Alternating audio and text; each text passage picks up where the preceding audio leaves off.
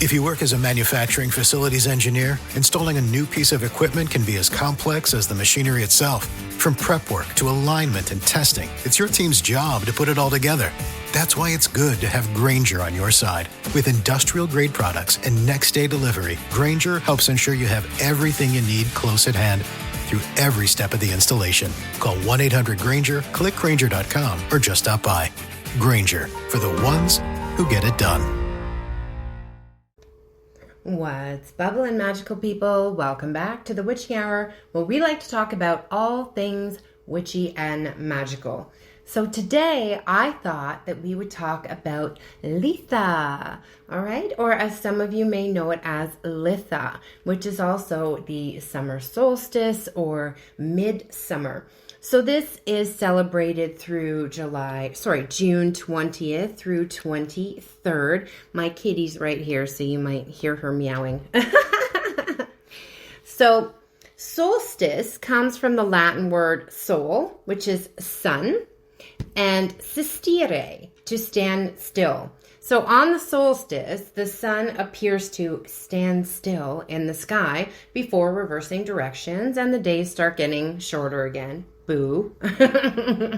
Litha is considered the first day of summer, the point exactly between the spring and the autumn equinoxes.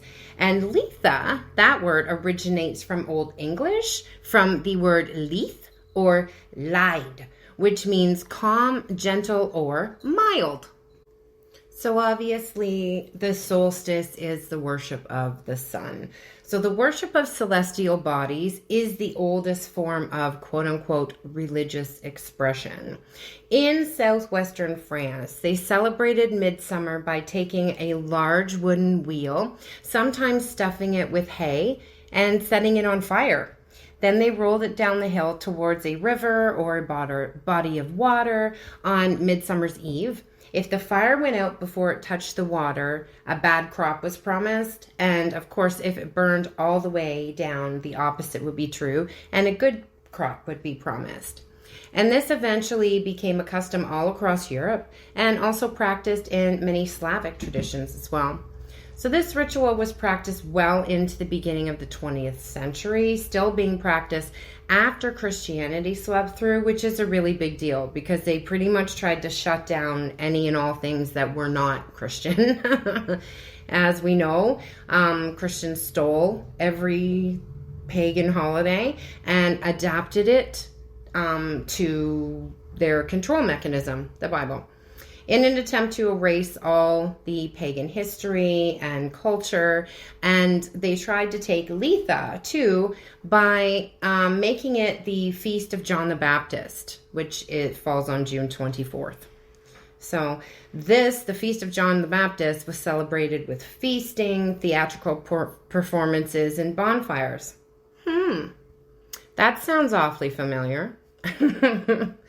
Early Christians got rid of or burnt a lot of the records for a lot of pagan history, so we've lost a bunch of it, and we have no idea how far back some of these practices and rituals and things like that go. But there were certain records kept by the Christian monks of the original celebrations and how they adapted it. Things that make you go, So there's a lot of overlap in the celebrations of Bealtaina. If you missed that episode, it was around May 1st. Bonfires lit for purification and blessings are meant to represent the power of the sun, the fire energy. People would gather around the fires, make offerings. The ashes fell upon the fields, which blessed the crops. There was lots of dancing. People would jump over the fires as part of the festivities. Young women, actually, would jump over the fire. And apparently the higher they would jump, the higher the crops would grow. And it brought you great shame if you didn't get your little booty up high enough, because guess who got blamed if the harvest wasn't good? Ridiculous, I know. So there was a lot of ritual observing. So this meant observing the sunrise and the sunset. It holds great significance. So you would want to get up on the day of midsummer and watch the sunrise and, of course, watch the sun set that night. That's still a big ritual that is still practiced today, especially at Stonehenge. I'm going to get into that in a minute. There's a phenomena there that occurs at those sacred sites and a huge gathering of community. There was an old superstition, too, that if you didn't attend the solstice festivities, you'd never get married. There's lots of feasting, so grilling and cooking out over open fires pays homage to the life-giving and transformative power of the sun.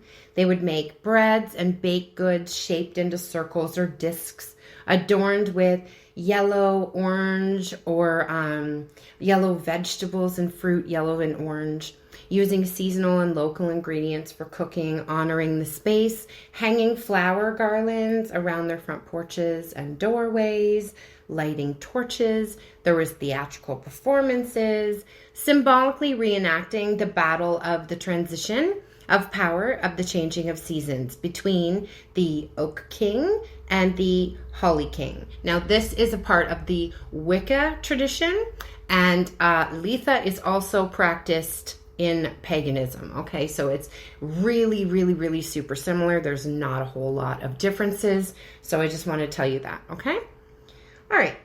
So it's also marked with some periods of reflection. So the most famous site, of course, for this celebration, I already mentioned Stonehenge. It still baffles my mind how the stones, the sarsen, got there and how they were arranged so perfectly in a circle to frame perfectly the sunset at the winter solstice and the sunrise at the summer solstice. Stonehenge is thought to have been constructed around 3000 BCE, making it over 5,000 years old. Its precise purpose is still very, very much debated today.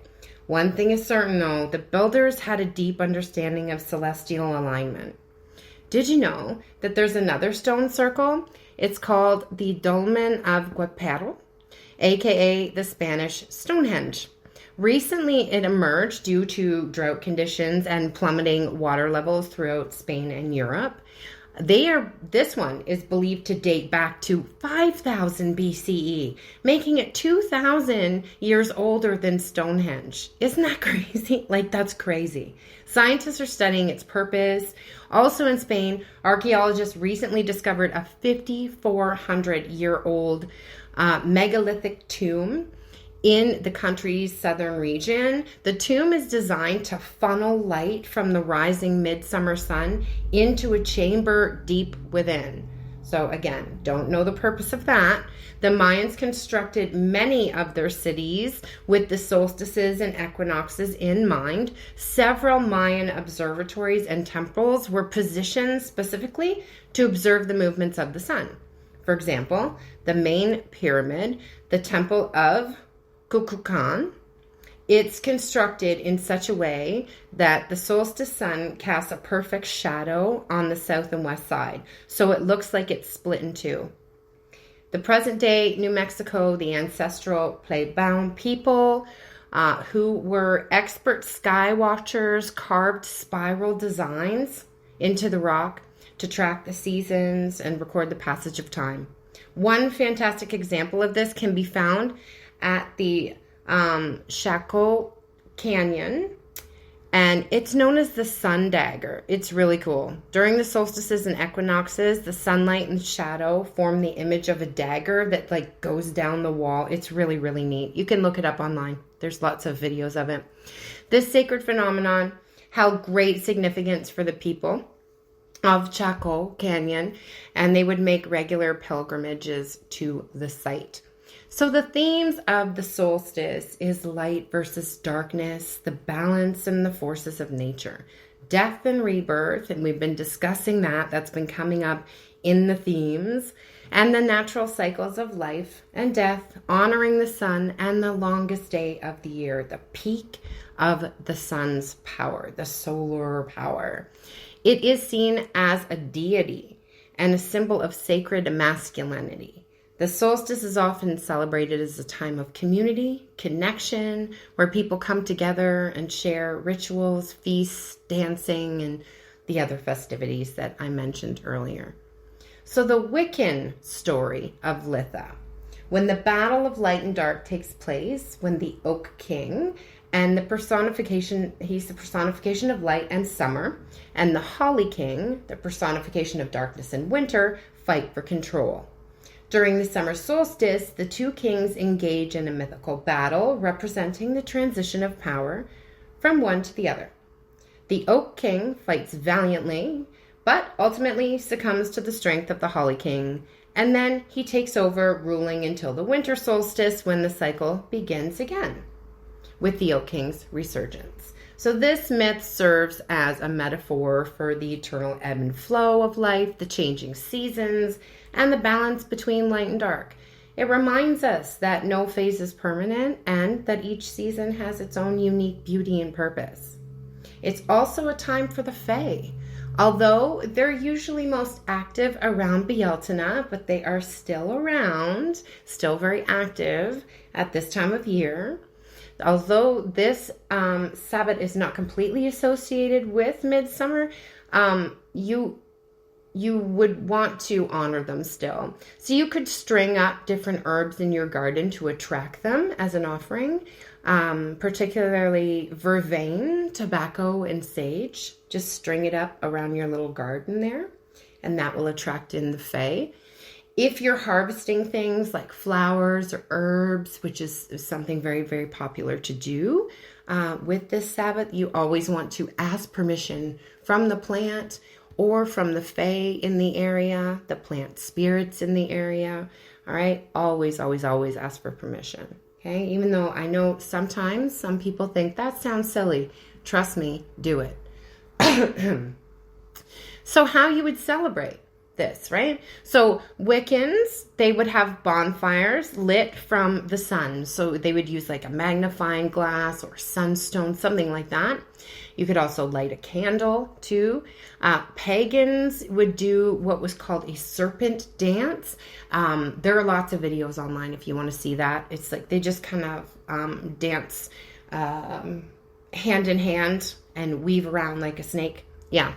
So this is basically the way it sounds. But dancing in general, right?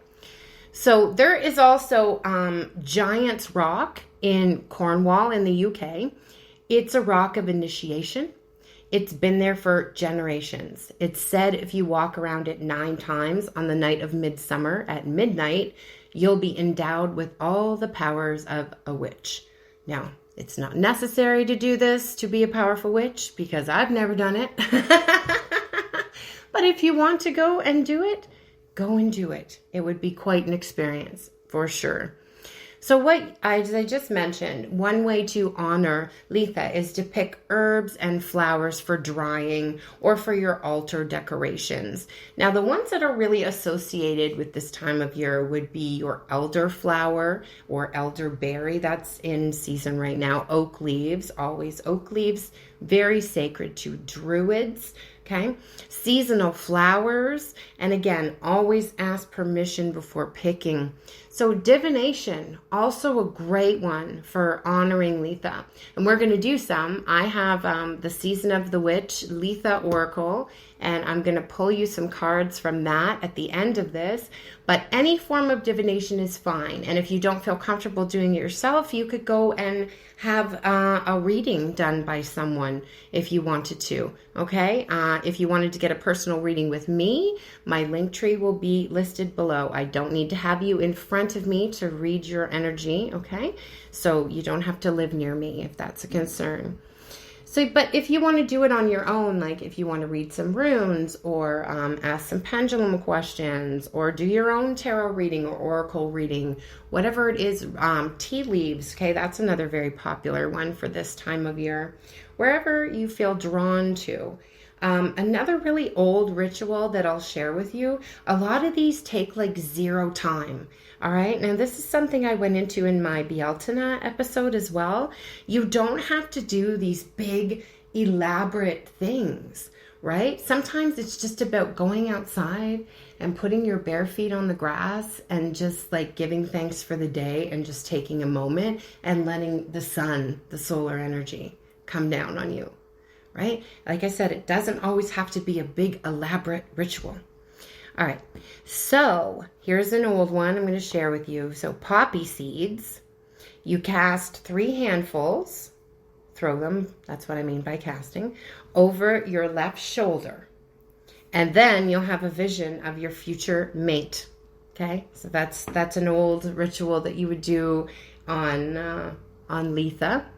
Also baking, that is a great way to honor too, by using seasonal ingredients, right? You would want to be using stuff with strawberries, elderflower, chamomile, rosemary, poppy seeds, orange, lemon, berries. Berries are in season right now. Like I said, the strawberries, but you could make like berry tarts. You could make pies, lemon meringue pie, rosemary bread, like a rosemary ciabatta. That's always great. Honey, remember, honey, very abundant this time of year too. Bees, very, very connected to Litha energy. Lemon and thyme bundt cake, decorated maybe with edible flowers.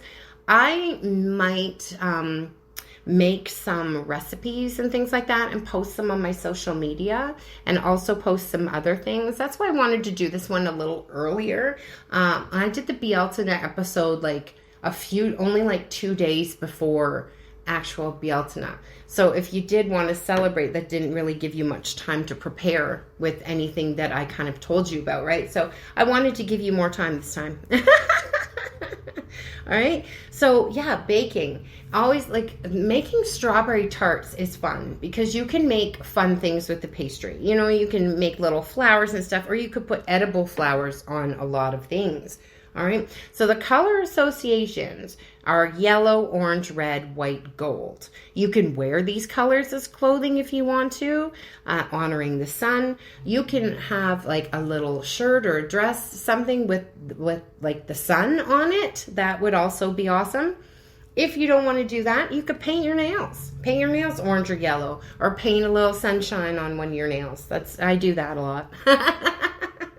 The little sigil of a sunshine, that's wonderful. Gold jewelry at this time right now, it honors that sun energy. Doesn't matter if it's not real, okay? Just the color of it. Draw like a little sun sigil on your skin, okay? Make sure that it's safe ink. We don't want nasty things leaching into our bodies. All right, but those are very, very simple little things that you can do, right? Wear a sundress that day. Go outside. That's the most important thing. It's kind of annoying. I wanted to record this outside because it's a beautiful day. And I thought, how lovely. You know, if we have some birds singing in the background and, you know, you can hear the breeze and all that. And it felt right to record it outside. But guess what happened? I went to go actually record it poolside because my parents' house is very quiet usually. And so I went out there and people were using chainsaws everywhere. It's like, what is the meaning of this? So anyways, this is why we're late today, because I wanted to record outside and I went all the way there and I was waiting and waiting and waiting for a long time and the chainsaws never stopped. And as soon as the chainsaws stopped, somebody was using like, I don't know, like a handsaw or something, or like a table saw outside. So it was that other loud noise. I was like, I cannot. And then I've told you guys about the ice storm, the crazy ice storm that we had. So all the trees that back up my house from my fence to the highway are gone. So there's tons of traffic noise in my garden. So yeah, that got kiboshed, but go outside, okay, even if there's little annoyances. And I think that's another theme. This is why I'm bringing it up, right? Is just breathing through these things and just trying to like, okay, I'm just going to trust the situation and try not to lose my mind. All right. Another thing you can do is make crowns out of vervain or daisies.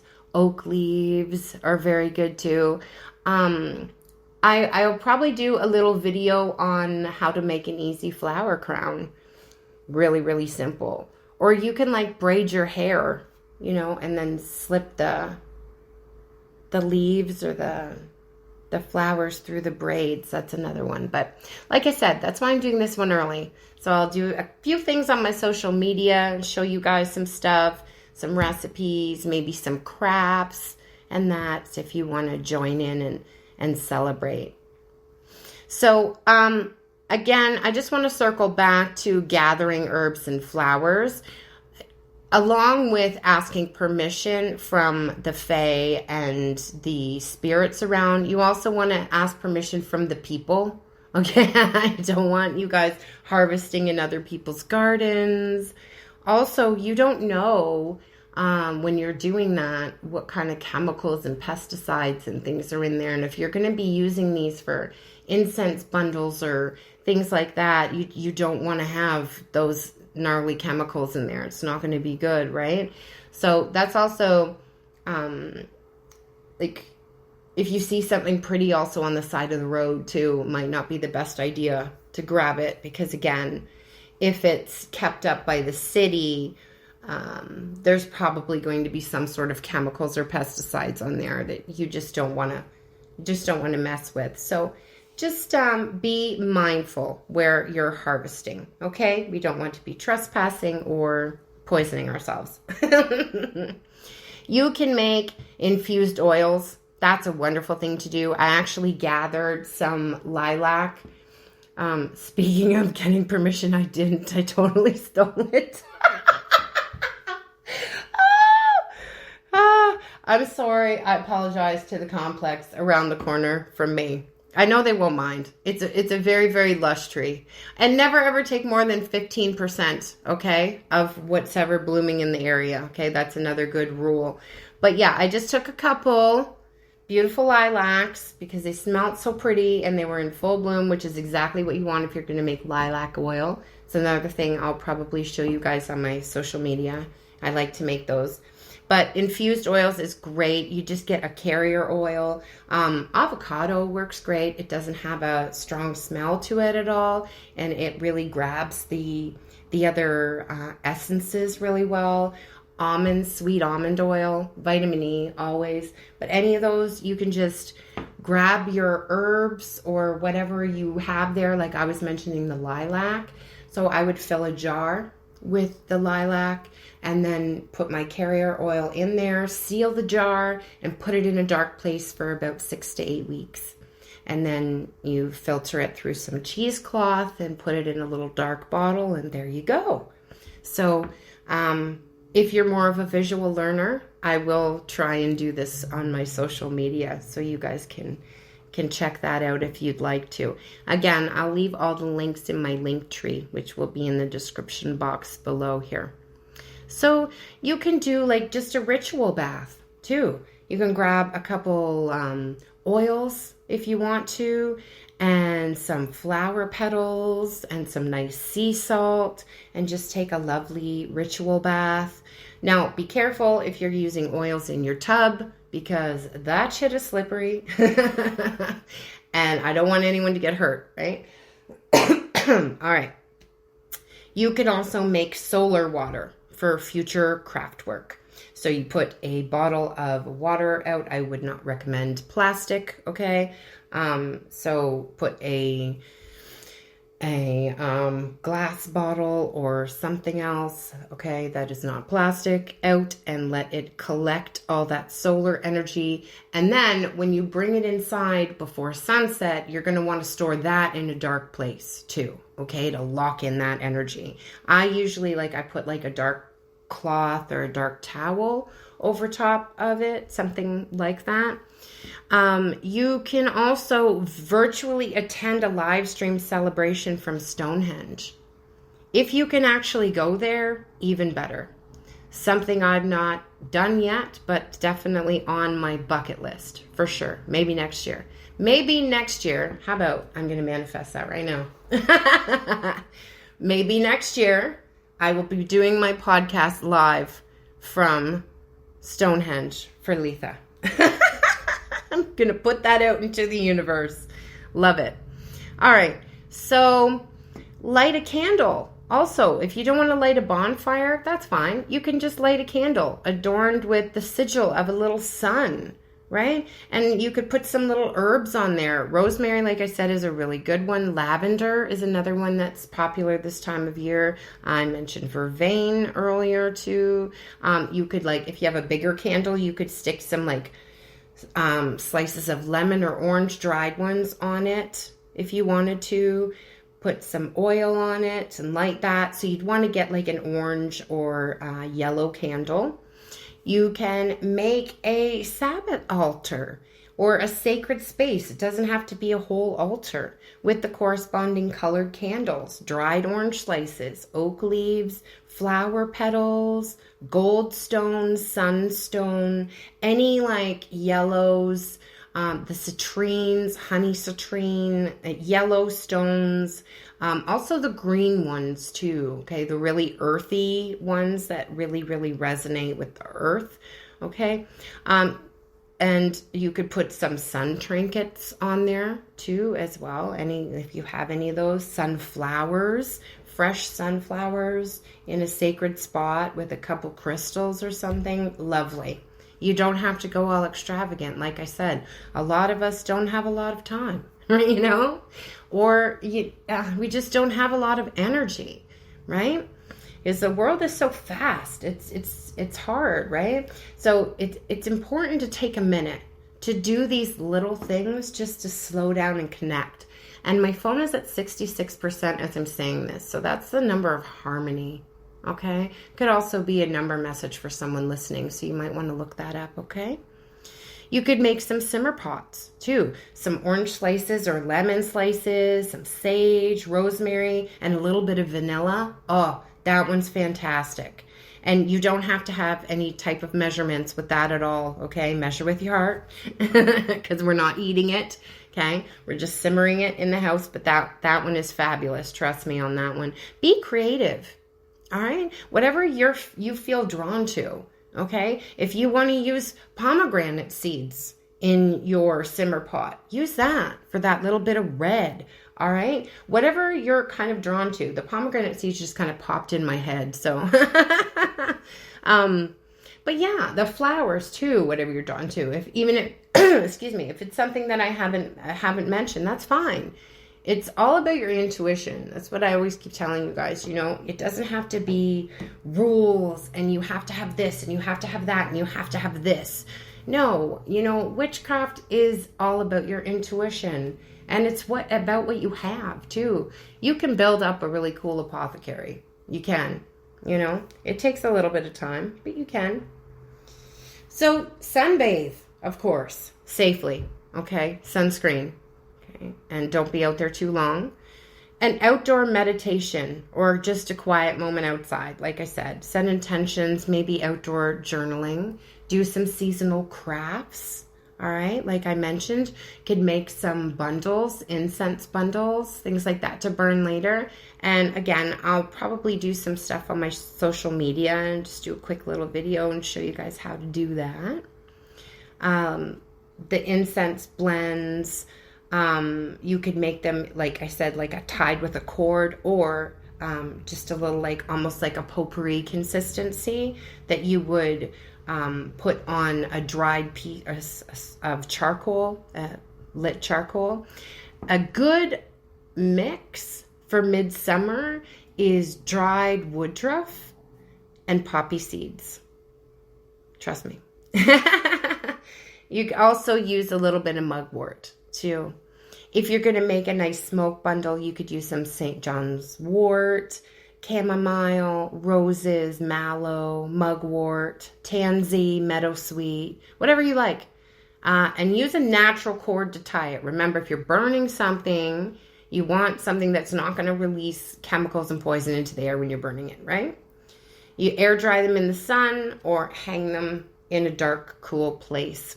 You could make sun tea and let your herbs brew, right? I like to do that too. I make hibiscus, and I'll post it because I usually post that every year. And chamomile, and you just leave that in a mason jar in the sun for the sun to brew your tea. And you can leave it out there all day if you want to, as long as it's sealed, because we don't want any bugs in there. I don't know, maybe you do, protein. but I'm not a bug person. You could do a chamomile rinse, which is one thing that I do every single Litha. So I take my big jar that I have, and I let the sun brew chamomile all day. So I have chamomile flowers in there. You'd also just go to the store and get chamomile tea and just open up the tea bags. You don't even need to open up the tea bags if you don't want to, because that's all that's in there usually is chamomile. So you can do that and let the sun steep it all day for you and get that solstice energy in there. And you want to bring it in before sunset. Now, of course, let that cool, okay? We don't want to be dousing ourselves with boiling hot water, okay? Because if it's been sitting out in the sun all day, that baby's going to be hot. So safety first. Let it cool down. And then usually I just do it in outside if I can. Or you can do it in the shower if the weather's not the greatest or whatever. But I just rinse myself with it, dump it right over my head, let it go all over my body, setting intentions to just rinse yourself clean and just take in that beautiful solar energy. You could make a sun catcher also, and it doesn't have to be elaborate. You could take like a stick and attach cord to it to hang it up and just hang down some crystals or beads or something that's going to like catch the sun. It doesn't, like I said, it doesn't have to be elaborate, just fun little crafts like that. I might do something like that on my socials too. We'll see. You could make rosemary lemonade brewed by the sun. That's another really great one. I'll probably put some recipes for these there too. I also like to make butterfly tea, blue pea. So it's the blue one, a mocktail of that. So I'll probably share my recipe for that as well. You make an outdoor altar too, just kind of giving back, making it the shape of the sun. Like whatever you put there, maybe some flower petals or things like that. Put it in a circle. Yeah. You can also charge your tools carefully. Wrap a dark cloth around them after to preserve the energy, just like you did with the water, right? Excuse me. Be careful with some of your crystals if you're going to be charging them in the sun, because some of them aren't recommended to be in direct sunlight, okay? So you want to do your research on that first. For example, selenite will go yellow, all right? And amethyst will fade to like a yucky grayish color. So just be careful and do your research on what you're putting outside. And if you're putting crystals outside, make sure that, safety again, that the sun's not like going through them and is going to start a fire somewhere that you don't want to fire. Okay. So always safety first. You could do this little spell as well. So if you're having a bonfire, for example, you would gather some flower petals, okay? Roses always work great, and they're seasonal. They're one of the flowers associated with Litha. So this is the 3x9 petal spell. So you would throw your first 9 flowers or herbs, whichever you choose, into the fire. And that is for your wishes, okay? And then the second 9 you throw in. Those are the wishes for your family and friends. And then the next 9 that you throw in, those are your wishes for humanity, the world, your country, your community as a whole, so on and so forth. Okay, so that's the 3x9 flower spell if you have a little bonfire. So like if you have a little cauldron too, you could do that as well. If you're just doing something by an altar or just something outside. But most important thing, go outside, right? Enjoy the day, enjoy the sunlight, enjoy the weather. Hopefully it's sunny where you are. If it's not, try to get outside anyway and get your feet on the ground. Just connect to the energy. So again, like I said, I'm going to give you some messages here from the Litha Oracle. This is another installment from The Season of the Witch. This is by Lorraine Anderson and Juliette Diaz. It's really, really beautiful. It's illustrated by Tiana Lukovic. Okay. So I'm going to shuffle and I'm going to pause it because I know some of you like the sound of that and some of you, it irritates the crap out of you. And that's okay. So we're going to honor that and I will shuffle with no sound. Okay, so I think it's quite significant that while I was shoveling, maybe you're planting stuff, okay? That's another great way to honor, okay, this by planting flowers and stuff. While I was shuffling, my eyes were drawn to the inside of the box, which is a beautiful purpley color. These cards are gilded so beautifully with like a really pretty purpley pink on the outside. But there's a picture of the full moon on the inside of there. And the next full moon we have is the strawberry full moon. And it should be here around Litha. And it's a really, really powerful one too. So I think something significant happening there because my eyes were drawn there. And it's also the color of the strawberry moon. So let's get into it. The first one we have here is a farmer's market. Illustration on this, beautiful. It is a woman standing. It looks like in the forest, and there's an abundance of things in baskets around her. Vegetables, fruits, flowers. There's some butterflies. It's very lovely. Oh, I like the message of this. So, farmer's market, keyword, abundance and choices. Farm table, source to spirit. Love that. Okay. So, let's see.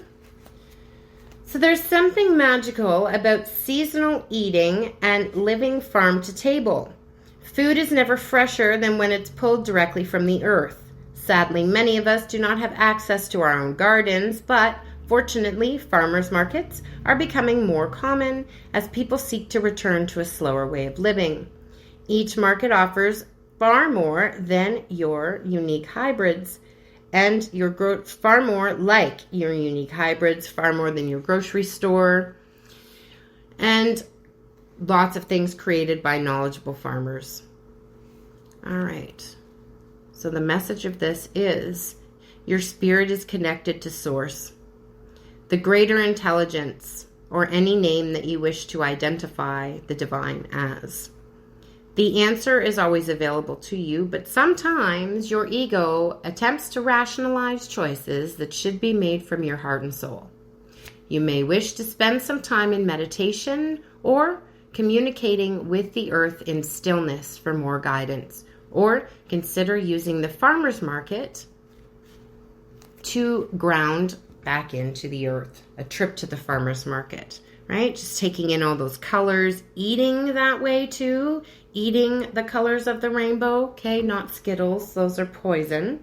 All right, the next one we have here is mermaid. So first of all, before I move on to that one, I think someone needs to get out of their head and back into their body. So again, message of Litha, go outside. Okay, spend some time outside. I'm seeing someone swinging in a hammock. Okay, just listening to an audiobook or some music or a podcast. Maybe listening to me.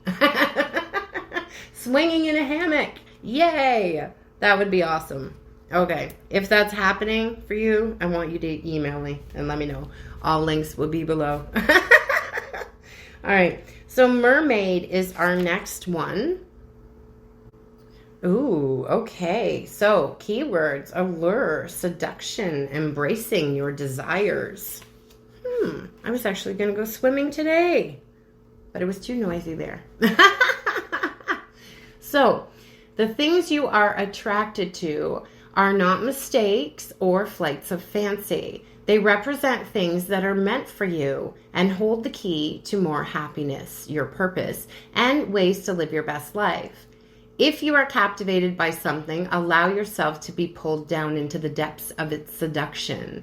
It can be scary to follow a passion, not knowing what waits for you on the other side, but the best things in life are often the things that scare you the most, yet make you want to dive in. Ooh, yeah, so somebody needs to get out of their head and get more into their heart and just dive in, I feel like. There's a seahorse on here too, so that could be another spirit animal message for somebody as well. Okay, I want you to look that up. There's also a butterfly on each one of these cards in front of me.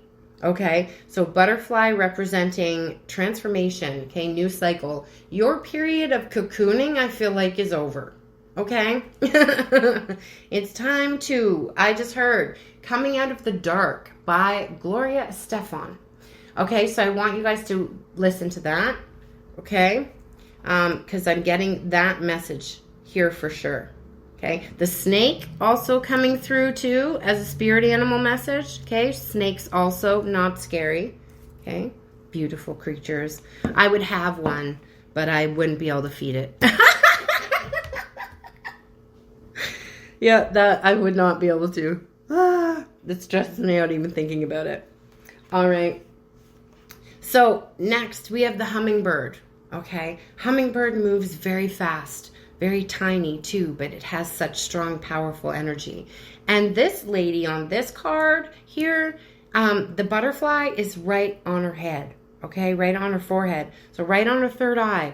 So a rebirth of your intuition, maybe your trust in it, okay? That is interesting as well. Now, also on the mermaid card, there's a man and a woman together. So, significant. All right, let's see. What does the hummingbird have to say? I just mentioned fast moving. Keywords: swiftness, adaptability, pivoting. Sorry. Okay. So there's a few things that live rent free in my head and are on a constant rotation of things, and as soon as I saw the word pivot, my head went to that Friends scene with Ross. Pivot! Maybe someone's moving a couch, maybe. Who knows? But yeah, funny how spirit works like that sometimes. Okay, so this card can mean that your situation is evolving rapidly, and maybe you are not keeping up with the changes, which can cause you to feel overwhelmed. If you are unwilling to adapt, it may be time to consider whether or not it's the right path forward, because the world will pass you by if you hold on too tightly to outdated methods. So the current path that you're on may be not suiting your needs. It could be time to consider additional options or take a new approach. All right, so if you're reading about another person, receiving this card is a sign to speak up against someone who is too rigid in their thinking. You'll continue to see stagnation unless all involved are willing to be more flexible. Yeah. So she's got her eyes closed in this card and her hands in front of her heart. So what I think this means here, with the butterfly on her forehead, I think that, whoever's listening to this right now, and take what resonates, leave what doesn't, okay? I think you have a very, very strong intuition, right? Very strong gut, okay? Could be very visionary as well. But even though you know these things, I feel like you've had some issues with the throat chakra, okay? And I want to clear my throat right now as I'm talking about it. Okay. With the throat chakra. Okay, so even though you know these things, you feel the situation is not right. I think there's a little bit of a people-pleasing aspect there where you might be afraid to speak your mind. Okay? And maybe if I don't look at it, it might just go away. Right? Because she's got her eyes closed. And that's not going to happen. Okay? There is something in your life that you need to set boundaries around. Take your power back from. Okay? And that is going to move you swiftly forward into what is meant for you, okay? They're just giving me the visual of a hummingbird flying up against a wall, flying up against a brick wall. If you keep trying to fly up against that brick wall, you're not going to go anywhere. Like, you're just going to get tired and frustrated and, like, die of exhaustion. Right? So stop pushing up against that brick wall and start going in the right direction. This is kind of what I'm feeling here. The next one here, we have mulch and manure. And I was mentioning gardening, right? All right, I love the keywords for this one. Improving circumstances and ability to hold more. Okay, so this is hardships coming to an end. The seeds that you sowed will be blossoming soon. And as I'm recording this right now, because I couldn't do it outside because it's too friggin' noisy, I'm actually right beside all my little seedlings that are too little to go outside yet. And yeah, that's just a reminder. And they all came up. Even my really fussy ones. I grow belladonna, and it is a fussy one to come up from a seed. And she actually just broke soil, my new ones, probably like 2 days ago. So I think that's a very, very important message. Okay. All right. The obstacles that you have lately faced are slowly improving your circumstances. The soil you were planting your seeds in before wasn't rich enough for your goals to thrive. You may have attempted to increase your finances, find love, change jobs, or experience more peace in your life, only to find your hard work spoiled again and again. When it appears to happen too many times, the benevolent universe steps in to fill your life with fertilizer in the form of challenges. So, shit. Let's call it what it is. The universe fills your life with shit. All right.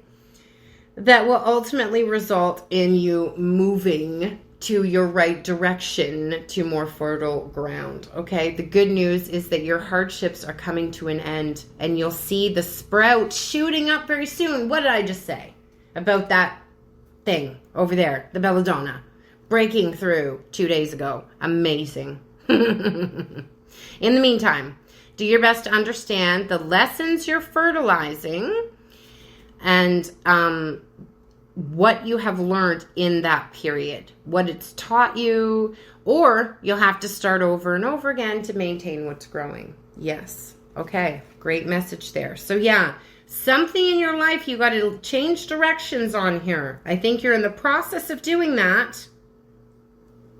All right. Doing a pivot. All right, maybe it's a move, because that keeps coming to mind there. Yeah. But again, take it how it resonates for you, my darlings. All right, the next one is citrus fruits. Keyword for this is spiritual opening, cleansing, and purity. Love that. So you're going to find that things are naturally coming to a conclusion when receiving this card. Relationships may drift away or grow apart. The house that you live in may no longer feel like home. You may feel it's time to move from your career or job. These are intentional decisions that feel right rather than anything destructive or devastating. You're simply beginning to align with your soul and make choices that reflect this evolution. Ultimately, you will begin to feel more light and free as a result of this process. And many people will begin to experience a deeper understanding of your soul's calling. And you, I think, as a person too, and what's right for you. That's amazing. Now, you might want to do a spiritual bath, this Litha, because the imagery on this card is a beautiful big bathtub with all this lovely citrus fruit in it and flowers and all that. So yeah, do it up, okay? Take a goddess bath. All right. And goddess, I'm just using that word because I'm saying it, right?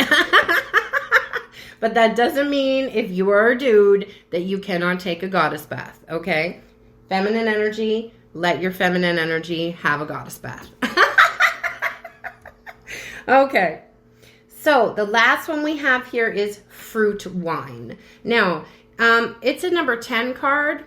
And 10 is all about conclusion. Plus, they're drawing my eyes up to my phone again. 313. The number 13 is about changes, right? This whole reading has been about some changes that are taking place. I don't feel like this is dramatic. Like, it might be a big change, like I said, like a move or something like that. But like I said, I don't think it's dramatic. Like, you know it's coming. It's something you really want to do. And it's just that final push through the fears. Kind of what I feel like. Okay. Anyways. Let's see. Fruit wine. Love it. Keywords, celebration, invitation, and breaking the ice. Yes. So this is letting you know it's a time to get out there and be social. Maybe make new friends. Build on the relationships that you already have. Or maybe invite people along on your journey. Your chances of success will increase tremendously with the help of others. If you're seeking love, consider asking friends and family to make introductions or maybe set you up on a blind date. If you're starting a business, seeking a partner who shares an interest in your plans may be the missing piece. Perhaps it's too much to go it alone, so having someone to share with you, share your hardships and your successes, can reduce the feeling of being overwhelmed, maybe that you've had on your own. So this card can also represent the presence of a kindred spirit, someone who understands you, as though you were the same. There is a promise of a lifelong kinship and mutually beneficial pairing of support. The sense here is that you may have found your folks or experiencing the sense of coming home. So, soul family, okay? You could be increasing your bonds with your soul family or finding some soul family, okay? Family doesn't have to be all about blood. Our chosen family is often, I don't want to use the word better, but better. Okay, yeah. I love that. Open your heart. Allow these different attachments to form. Yeah. You never know when you've met the next addition to your soul family. I love that. What a beautiful, beautiful message for today. So I hope it's nice wherever you are and that you're enjoying your day and enjoying your magical Saturday. And I hope that you will tune in because I will be doing some more Litha stuff on my social medias. And that is at _Miss Merlin on all platforms. Again, most active on TikTok and Instagram. Until next week, guys, stay magical. Love you. Bye.